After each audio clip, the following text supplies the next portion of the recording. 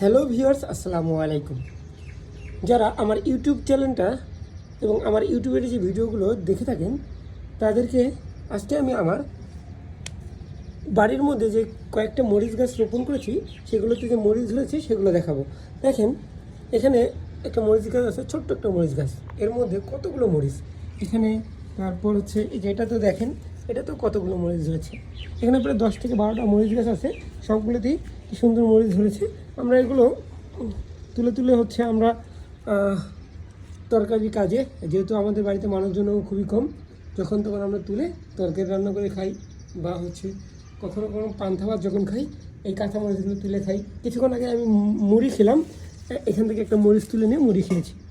এর পাশাপাশি দেখেন আমাদের এখানে ডাঙ্গা শাক রয়েছে, যেখানে এগুলো হচ্ছে এক ধরনের লাল শাক, আবার ডাঙ্গাও আছে যেগুলোকে বলা হয় ডাটা শাক। আর পাশাপাশি যেগুলোকে দেখতে পাচ্ছেন এগুলো সব হচ্ছে লাউ শাক। অসংখ্য লাল শাক হয়েছে, কয়েকদিন আগে আমরা তুলে খেয়েছি।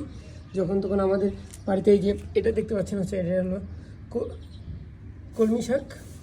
এই যে কলমি শাকও রয়েছে আমাদের এখানে।